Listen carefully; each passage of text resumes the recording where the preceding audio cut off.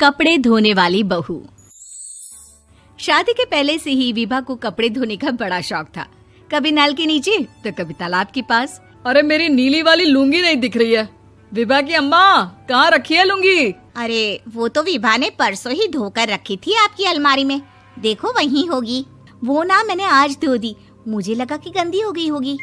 अरे कैसे गंदी हो गई थी? उसे तो मैंने पहना भी नहीं। हे भगवान, इस लड़की के कपड़े धोने की आदत से परेशान हो गया हूँ मैं। जितना तो घर में राशन नहीं आता, उससे कहीं ज्यादा डिटर्जेंट पाउडर का खर्चा है।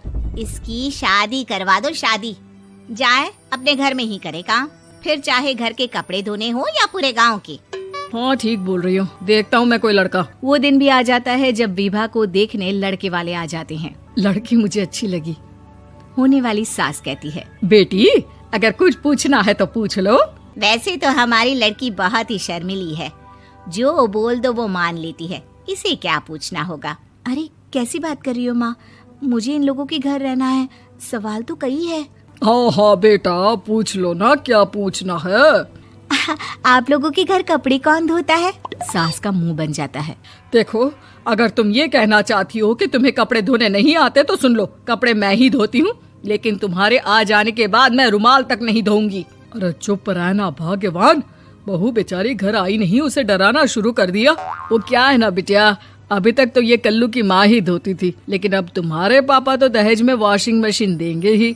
तभी विभा की माँ बोल पड़ती है, सवाल भी पूछा तो क्या। वैसे भाई साहब, मशीन की तो फिर भी कपड़े धोने की कैपेसिटी होती है। मतलब जो बिटिया दे रहे हैं ना विभा, इसे कपड़े धोने का बहुत शौक है। ये आप लोगों के क्या, आस पड़ोस गांव मोहल्ले सबके कपड़े धो दे और उफ तक ना करे।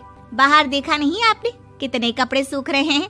सब हमारी बिटिया ने ही तो धोए हैं। बस भी करो ना माँ, शर्म आ रही इतनी तारीफ सुनकर। और तो और एक दाग निकाल कर दिखाओ तो मान जाओ। हाँ अच्छा, माफ करना बेटा, मैंने गलत समझा।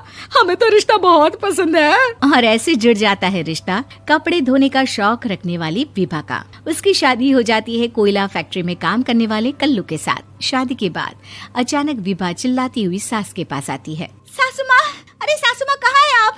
ये तो धोखा है, धोखा दिया आप लोगों ने मुझे। इसे ससुर के चक्कर के बारे में पता चल गया। अरे तो उसमें तुझे क्यों धोखा मिला है? अरे नल में पानी नहीं आता, कपड़े कैसे कब धुलेंगे? अच्छा, तू पानी नहीं आ रहा उसकी बात कर रही है। तो आपने क्या सोचा? कुछ नहीं। अच्छा, तेरी माँ ने कहा था कि कपड़े धोने का शौक है तुझे, याद आया मुझे। शौक बोलकर कपड़े धोने वाले मेरे जुनून को कम ना आके सासू माँ, कपड़ा धोना मेरा गुरूर है। तभी पति भी वहाँ आ जाता है। अभी मैंने इसे सनी देओल की फिल्म दिखाई है, उसी के डायलॉग मार रही है माँ। अच्छा सुन, साफ साफ बता रही हूँ, पानी सुबह 4 से 6 और शाम को 10 से 12 आता है, समझी? विभा टाइमिंग सुनकर हैरान हो जाती है। ये क्या भूतों का मोहल्ला है? सुबह 4 बजे उठकर कौन कपड़े धोता है? 4 बजे टंकी में पानी जाता है, फिर सारा दिन धोना ना, किसने मना किया? अरे कैसी बात कर रही हैं? 200 लीटर की टंकी में कितने कपड़े धो लूंगी मैं? सुबह ही उठ जाऊंगी मैं। अब क्या था, विभा सुबह 4 से लेकर रात के 12 बजे तक कपड़े ही धोती रहती। एक रोज सास पड़ोस से निकलकर कहीं जा रही होती है कि साथ वाली कहती है, हाँ कल्लू की माँ, जरा ये बताओ कि 2 साड़ी है, 2 ब्लाउज और एक पेटीकोट और एक नाड़े वाला लंबा कच्छा। हाँ तो? अरे तो क्या, कितना लोगी धुलाई ये बताओ। धोबन दिख रहे हैं हम क्या? हमारे पति सरकारी नौकरी से अभी रिटायर हुए हैं और बेटा सुपरवाइजर है कोयला फैक्ट्री में। धोबन समझ रखा है हमें?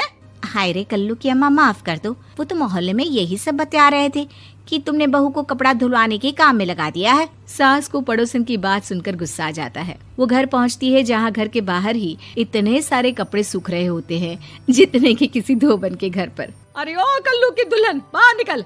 माँ जी यहीं आ जाओ, बाथरूम में चादर धो रहे हैं हम। अरे अभी हम धोते हैं, तुमको बाहर निकलो। ये आस पड़ोस वाले बोल रहे हैं कि हम बहू से कपड़े धुलवा कर उसे कपड़ा धोने वाली बना दिए हैं। अरे छोड़ो ना माँ जी, किन लोगों की बातों में आती हो?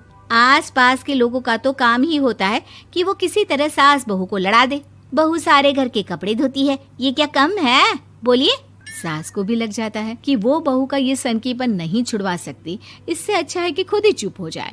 एक रोज सास और बहू मंदिर जाते हैं, जहाँ सास की साड़ी वहाँ खड़ी भीख मांगने वाली से मिलती है। माँ जी क्या बात है, आपकी साड़ी उस भिखारन से कितनी मिल रही है ना? हाँ हाँ देखो तो, दोनों की साड़ी मिल रही है। क्या बात है कल्लू की अम्मा, तुम खुद को तो अफसर की बीवी बताती हो और ऐसी सिंपल सी प्लेन साड़ी पहनकर घूमती हो। सिंपल और प्लेन नहीं है ये साड़ी। तो क्या सोने के धागे से फूल बने हैं? कुछ भी सासू माँ, कुछ भी। हाँ बने थे इस साड़ी में सोने के धागे से फूल। मेरे पति लेकर आए थे मद्रास से स्पेशली मेरे लिए 10,000 की। ताहे भाई साहब इस भिखारन के लिए भी सेम टू सेम साड़ी लेकर आए होंगे 10,000 की। सास उस वक्त तो कुछ नहीं कहती, लेकिन बहू के साथ घर आती है और अलमारी से एल्बम निकाल कर लाती है। ये साड़ी देख रही है, ये वही साड़ी है जिसे मैंने अभी पहना था। इस साड़ी में ये जो चमकदार फूल दिख रहे हैं ना, ये सोने के धागों से काढ़े गए हैं। लेकिन तू लोकल वॉशिंग मशीन ब्रश से घिस घिस कर सारे फूलों को निकाल कर साड़ी प्लेन कर दी। मुझे माफ कर दीजिए सासू माँ। और तो और, जब मैंने तुझे तेरी गलती के लिए कुछ नहीं कहा, लेकिन तूने तो सबके सामने मेरा मजाक ही बना दिया। क्यों? बहू को समझ में आ जाता है कि अब से उसका कपड़े धोना बंद।